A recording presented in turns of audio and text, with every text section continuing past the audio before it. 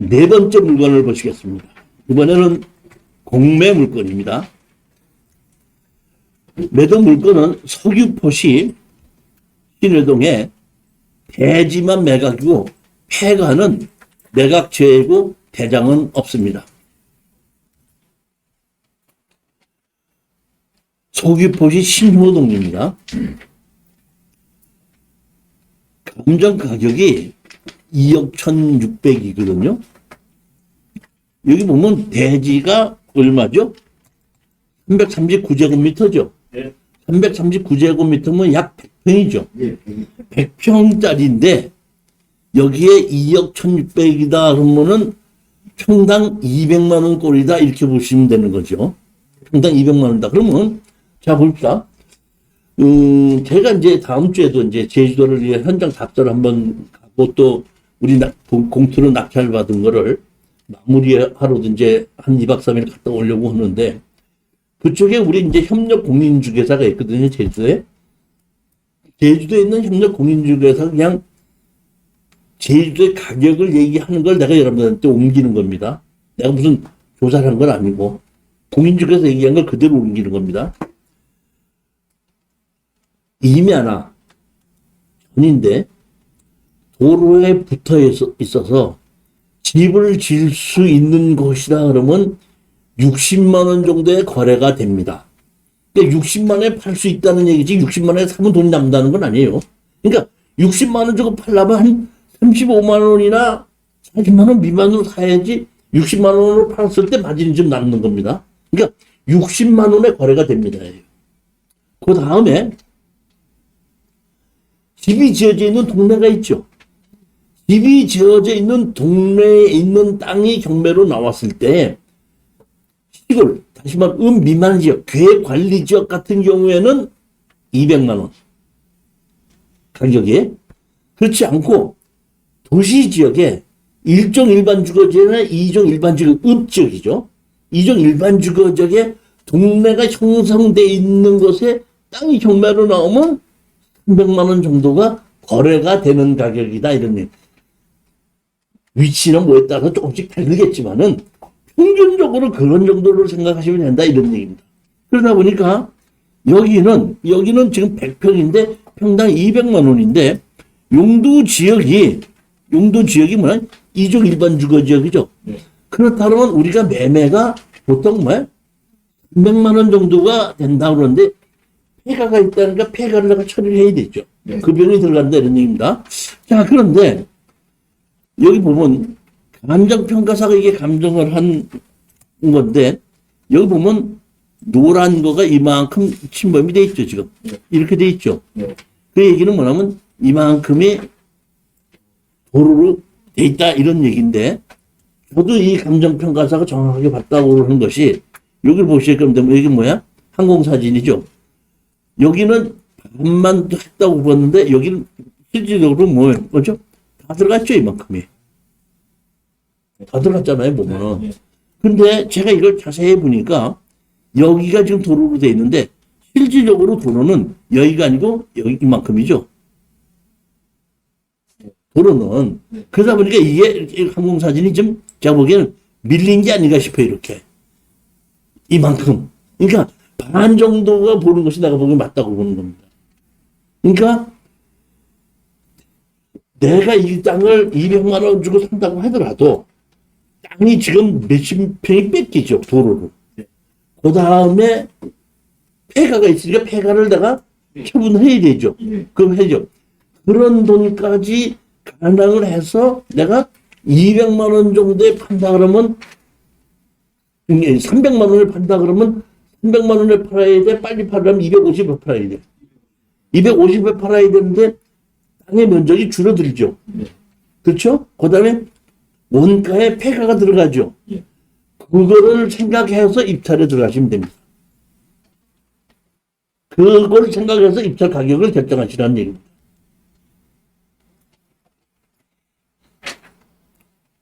여기 보면 집이 이렇게 폐가고 다 비어 있습니다. 보면. 그리고 건축물 관리장은 없더라고요.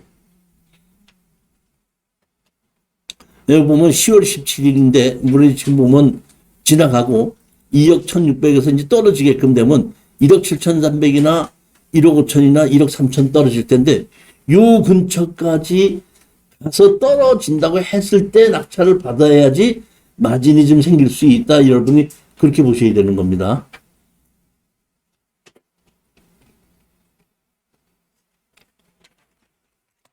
다섯 번째 물건을 보시겠습니다.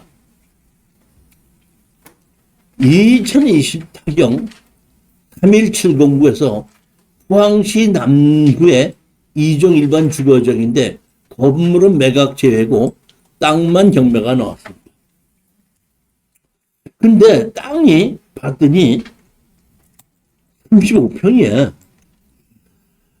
35평이면 좀 작지 않아요? 좀 작죠? 네. 그래서 내가 이거를 땅이 좀 작구나 이렇게 생각을 했었는데 제가 봤더니 여기 보면 요 동네 땅은 전부 다 이렇게 잘랐죠. 네.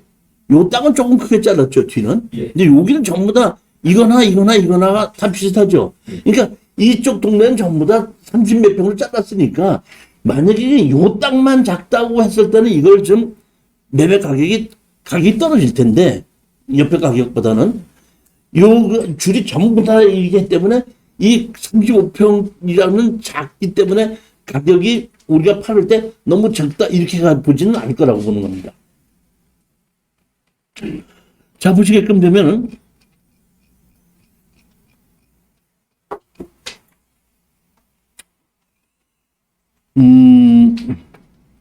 여기가 보면은 감정 가격이 얼마로 돼 있죠? 8,200으로 돼 있죠. 그런데 여기 얼마로 돼 있냐면 지금 시작이 5,700으로 돼 있죠. 그러니까 여기에는 건물을 매각 제외이기 때문에 건물이 있는 가격으로 해서 가격을 어떤다? 5,700에 떨어져서 시작했기 때문에 이거는 2차 아니고 3차 가격이라고 보시면 되는 겁니다. 그러니까 결국 감정 가격이 8,200인데 4,000이면 49%인 거죠. 49% 가격입니다. 근데 건축물 관리 대장을 보면은 현재 있는 거주자의 건물이에요. 제가 봤더니 그 땅을 아들한테다가 상속을 시켜주고 건물을 그대로 두고 아버지가 거기 건물에 살고 계시기 때문에 처음서부터 이거는 뭐냐면 법정사건이 성립이 됩니다. 그러니까 우리는 이거를 가지고 철거하고 나가주십시오. 그러면 나는 법정사건이 있기 때문에 철거하고 나가지는 못하고 지료는 주겠다. 이렇게 나오면 지료는 우리는 감정에 의해서 받거든요. 8,200만 원에 대한 지료를 3.5%나 4%를 받을 수 있다 보니까 실질적으로 4천만 원을 가지고 낙찰을 받았을 때 3.5%를 지료를 받는다는 얘기는 감정가에 받다 보니까 7%가 되는 거죠. 우리 낙찰 가격인가 보면은. 그러니까 그럴 수 있다는 것을 가정하고 입찰에 들어가시면 됩니다. 그러니까 최대한도 보면은 건물 주인이 다시 땅을 사든지 아니면 내가 건물을 사든지 아니면 지료를 받는다고 할 때는 그냥 7% 정도 내 투자하는 금액 7% 정도를 그냥 매달 이자로 받을 수 있고 만약에 이자를 내다가 지료를 내다가 안 내게끔 되면 여기에 건물만 따로 그 돈을 가지고 건물만 따로 경매로 집어넣어서 다시 법정지상권이 있지만 땅 주인은 나로다 보니까 다른 사람들은 안 들어온다고 봐야 되겠지만 가격이 떨어졌을 때 내가 그걸 다시 가지고 올 수 있다. 이렇게 보시면 되는 거고 이런 옛날 건물을 막상 감정해보면 그렇게 비싸게 감정도 안 나옵니다.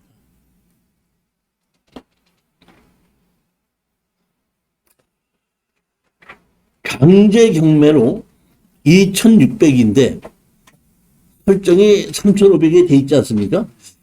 어떻게 보면은 취해야 될 것도 같고 어떻게 보면 취해 안 될 것도 같고 취하가 된다 그러면 우리는 낙찰받고 취하가 된다 그러면은 강제 경매이기 때문에 우리는 취하 동의서만 써주고 도장만 찍어주고 잔금 내지 않고 그냥 몇백만 원을 챙기면 되는데 만약의 경우에 취하가 안 된다고 할 땐 제가 얘기한 그런 방법이라. 그러니까 최악의 경우를 보고서는 저로서는 권리 분석을 해드린 거죠.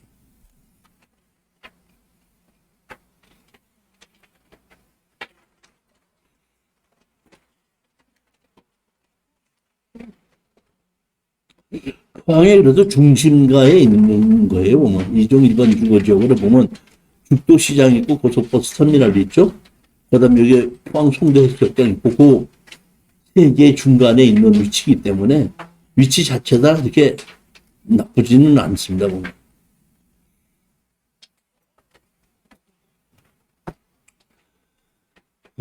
제가 정규 과정을 강의를 하고 있는데 여기 보면 6월이다 보니까 이게 6월달인가 보다 이렇게 생각하는데 그렇지 않고 우리가 보면은 이번에 그 토지개발 2 강의하고 있지 않습니까? 이제 다음 달에 토지개발 2를 강의할 거죠. 11월 달에.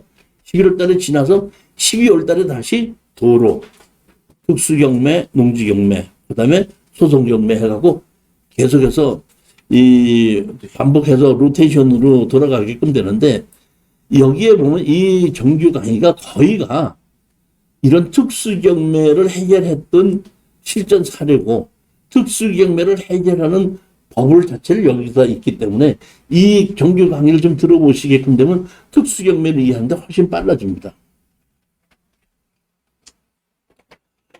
6번째 물건을 보시겠습니다. 6번째는 2020 사경 4.19에서 대전시 유성구에 4분의 11분의 4 지분 매각입니다. 자, 보시겠습니다. 제가 지분으로 낙찰을 받을 때는 항상 제가 뭘 보라 그러나 하면은 지분으로 같이 갖고 있어도 주인 노릇을 하는 사람이 누군가를 보고 주인 노릇을 하고 있는 사람이 나머지 지분을 마저 다 해야지 되고 할 능력이 있다고 그럴 때는 우리로서는 지분의 투자가 제일 좋은 겁니다. 그러면 그 사람이 사이에 지분 투자가 제일 나쁜 거는 뭐냐면은 기껏 최고가 매수는 됐습니다 하고 해서 내가 낙찰 받았는가 보고 했더니 공정 우선 매수 신청합니다 하다 보니까 매기 풀리는 수가 있는데 그러면 낙찰을 못 받는 거죠. 아까 얘기했죠. 못 받는 게 좋아요? 낙찰 받는 게 좋아요? 돈을 버는 게 좋죠. 낙찰 받아도 돈을 못 버는 소용이 없다는 얘기거든요. 그렇기 때문에 그렇게 해서 공유자 우선 매수를 가져간다고 해서 낙찰 못 받는다고 해갖고 잘못된 건 아니다 이렇게 생각해야 돼. 그냥 오늘 연습 잘했다. 오늘 일당만 날렸다. 이렇게 생각하시면 되는 겁니다. 자, 그러면 여기 보면 제가 주인 노릇을 하는 사람이 누군가를 보라 그랬죠. 여기 보게끔 되면 여기 거주하고 있는 사람이 공유자로죠. 네. 대항력 없죠. 공유자다 보니까. 그 다음에 여기 보면은 강제경매죠. 근데 근저당 설정이 얼마죠? 3,900이 되니까 다시 말하면 한 3천만 원밖에 안 되겠죠. 그렇지 않습니까? 네. 그런데 여기 보면 6,800까지 떨어졌는데 누군지 몰라도 불허가가 났고 누가 얼마를 썼죠? 8,800을 썼고 이득이 8,600 썼죠. 근데 뭐야? 불허가가 났습니다. 불허가가 났는 거는 왜 났는지는 모르겠지만은 여기서 불허가가 났을 때 다시 경매가 나왔죠. 근데 신권으로 시작하지 않고 먼저 가격에 의해서 다시 시작이 됐죠. 이 얘기는 뭐 낙찰 받은 사람이 잘못했다 이런 얘기입니다. 그렇기 때문에 그러니까 법원에서 경매를 잘못 진행했을 때는 큰 가격으로 다시 시작한 거고 낙찰자가 잘못했을 때는 먼저 가격에 의해서 다시 시작한 거다 보니까 이거는 누구 잘못이냐면 법원 잘못이 아니라 낙찰자 잘못이다. 이런 얘기입니다. 이런 경우에 보면 낙찰자가 4명이었는데 이 누구다. 이런 얘기는 뭐 뭔지는 몰라도 뭐 서류가 잘못됐었는지 아니면 뭐 그 여러 가지 뭐 문제가 있겠죠 보면은. 이런 것도 있을 수가 있어요. 보면 제가 이제 이런 류의 불허가를 받았던 거는 어떤 경우는 낙찰을 받았는데 공유자가 있죠. 나 공유자인데 이 경매를 진행시킨다는 것이 나한테 연락을 못 받았습니다. 이렇게 이의 신청하게끔 되면 불허가를 내놓고 된다? 먼저 가격에서 다시 시작합니다. 그러니까 제가 우리 수강생이 낙찰 받았는데 불허가 받았던 적은 그 공유자가 나 연락을 못 받았으니까 이거는 경매 진행 안 된다고 이의 신청해서 그걸 받아줘서 불허가 난 적이 있는데 그럴 수도 있어요. 보면. 그러니까 왜 했는지를 모른다 이런 얘기입니다. 그러면 제가 여기 보시겠습니다. 여기 보시면 진화순위가 있고 이종갑이가 있고 이정숙이가 있죠. 이렇게 상속을 시켰죠. 7구, 2구, 2죠. 그렇죠. 네. 원래 이 진화순위가 1.59, 1, 1이 돼야 되는데 7구, 2구, 2죠. 그렇다는 얘기는 이 말고 다른 상속자가 여기에 또 있는데 그 사람은 채무자가 아니니까 빼고 채무자만 올려서 대위를 상속시킨 겁니다. 무슨 얘기인지 가세요? 자, 그러면 여기 보시게끔 되면, 여기 보면 채권자가 지금 대위 상속을 시켰죠. 사회행위 취소에서 상속을 시켰죠. 그러면 여기 보면, 아까 18번 진화순 지분이 있죠. 진화순 지분을 이창우가 10분의 1을 전부 다 증여했죠. 근데 이창우는 누구죠? 95년생이죠. 그렇잖아요? 근데 여기 보게끔 되면 이종갑이나 이정숙이는 60년도생이죠. 그러면 제가 보기에는 이 이종갑이라는 이 청우라는 사람은 제가 보기에는 이종갑이나 이정숙의 그게 아들쯤 되는 사람이 아닌가 싶은 거다 보니까 이런 식으로 10분의 7을 넘겼다는 얘기는 여기 이 식구들이 이 집을 지켜야 된다는 의미를 가지고 있다는 얘기이기 때문에 누가 지분을 사도 공유자 우선 매수 들어오든지 아니면 우리가 샀을 때에 그거를 어떻게 한다? 이 지분을 사야지 된다는 얘기이기 때문에 이런 거는 낙찰을 받았을 때에 오래 가지가 않고 그 즉시 해결이 됩니다. 빨리빨리 해결이 되는 거라 이런 얘기입니다.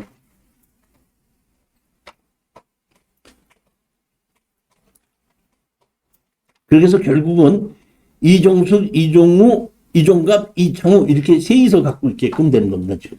그러니까 이창우 이름으로 대표를 세워놨긴 놨지만은 그 아들 이름으로 세우는 거죠. 그러니까 할머니가 손자한테 준 겁니다. 할머니가 손자한테 줬을 때는 그 손자를 비로해서 그 아들하고 문제가 있을 것 같으니까 그거를 집을 지키기 위해서 그걸 손자로 증여를 했다고 그렇게 보는 건데 집 자체도 제가 보기에는 좋더라고요. 자, 보면 노란 것이 있는 것이 이게 도로죠. 앞에 있는 도로는 넓고 뒤에 있는 도로는 좁습니다. 근데 제가 봤더니 이 도로와 이 땅에 고조 차이가 좀 있더라고요. 자, 보십시오. 여기는 도로가 있고 자동차가 있고 넓죠. 여기 보면 넓고 여기는 좁죠. 고조 차이가 있다는 얘기를 보면 땅이 넓고 여기 보면 여기 1층이 꺼져 있죠. 거기가 2층을 보면 이거 무화과로 짓은 것 같아요. 그냥 살기 위해서 집 옥상에다 깨끗하게 지어놓은 겁니다. 이거 보면. 그러면 이렇게 돼 있고 뒤에서 보면 여기 1층이죠. 그러니까 뒤에서는 1층이 이쪽으로 가는 겁니다. 그러니까 여기는 도로가 넓고 여기 땅이 좀 차이가 진다는 얘기인데 실질적으로 건축하는 사람들 입장에서 보면 이 북쪽에 높은 도로고 남쪽에 낮은 도로가 있을 때에 세대 지지기가 최고 좋은 것이 뒤로 자동차가 들어와서 용적률 안 들어가게끔 자동차를 댈 수가 있고 앞으로 해가지고 1층을 만들어서 자기 용적률 다 찾아서 세대를 칠 수 있기 때문에 이런 땅이 상당히 좋은 땅인 거는 맞습니다. 근데 좋은 땅 나쁜 땅 가리지 말고 그건 이제 건축을 할 때 얘기고 지금 우리는 몇백만 원도 벌자 이런 얘기거든요. 벌자 그러는 거니까 이런 거는 공유자 우선 매수만 들어오지 않고 낙찰 받는다면 빨리 끝나는 겁니다. 오래 걸리지 않는 보통 3개월에서 6개월 안에 다 끝납니다.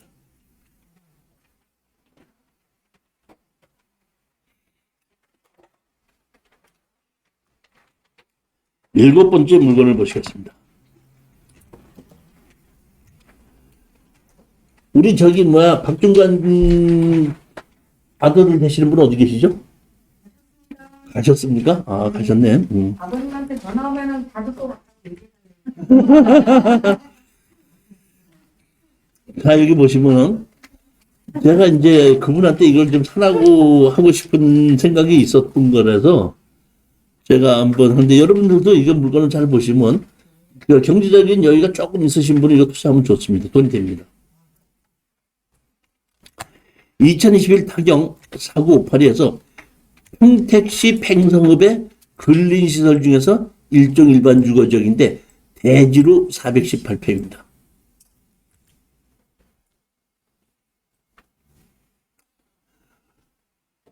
건물도 포함이 되어 있고 일부 무허가 건물만 매각체입니다. 주건물은 포함이 된 겁니다.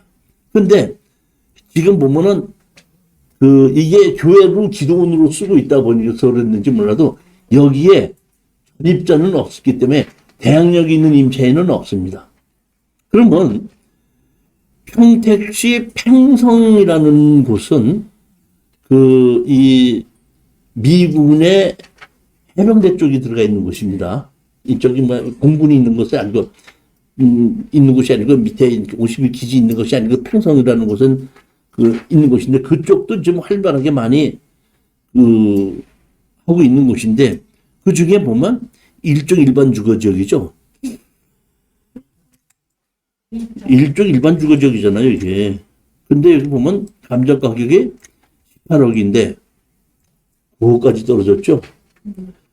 400평인데 18억이라면 제가 보기에는 평당 한 400만 원꼴로 지금 감정이 된 겁니다. 일종 일반 주거지역에 제가 봤을 때 평당 가격이 400만 원 정도라면 별로 그렇게 비싸게 된 것 같지는 않고 거의 맞는 것 같아요. 뭐 조금 비싸다 그럴까? 지금 이제 상태 자체가 부동산이 좀 하락기에 있다 보니까 좀 그렇지 않냐고 볼 수 있는데 크게 제가 문제를 보지는 않습니다. 보면. 자, 그런데 여기 보면 건물 하나는 포함이 되어 있고 나머지는 이제 뭐 휴게실이나 뭐 있는 거는 두 동인가 이렇게 있는데 하나는 포함이 되어 있고 하나는 매각 제외로 되어 있습니다. 자, 여기 보면 땅이 이렇게 넓죠. 그러니까 여기 있는 이 건물은 요 건물은 포함이고 요 건물은 매각 제외로 그런 겁니다. 그러니까 주건물 이거는 건축물 관장이 있어서 포함이 된 거고 이거는 그 매각 제외로 됐다 이런 얘기입니다. 항공사진 보면 요 주건물 있고 부속 건물이 있죠. 종교용지로 돼 있고 일종 일반 주거지역이죠. 종교용지에 뭐 질 수 있죠? 종교용지에 뭐 질 수 있습니까? 용도 지역이 용도 지역에만 지금 질 수 있죠. 그러니까 종교용지라고 생각하더라도 일종 일반 주거지역에서 질 수 있는 건물을 질 수 있는 겁니다.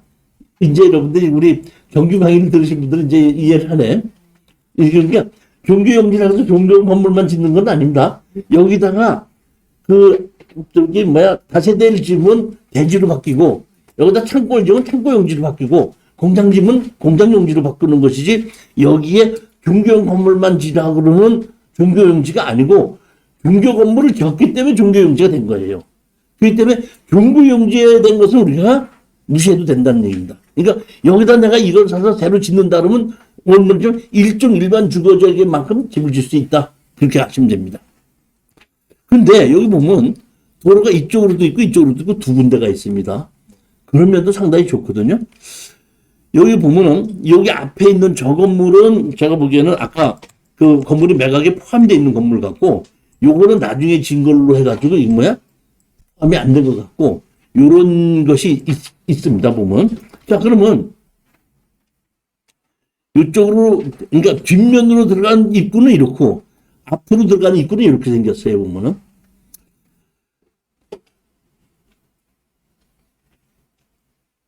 낙찰을 받으면은 제가 이거는 뭘 쓸까 하고 봤더니 용도 지하관에서의 용적률 이렇게 돼 있죠. 그러니까 일종 일반 주거죠. 우리가 서울에서 건설업자들이 땅을 살려고 그럴 때 2종 일반 주거지하고 1종 일반 주거지하고 봤을 때 다세대를 할 때는 2종 일반 주거지역은 사지만 1종 일반 주거는 잘 안 사요. 그게 뭐냐면 용적률 때문에 그렇거든요. 그러면 법에는 이종 일반 주거지역의 용적률을 250%인데 서울시에는 조례로 200%예요.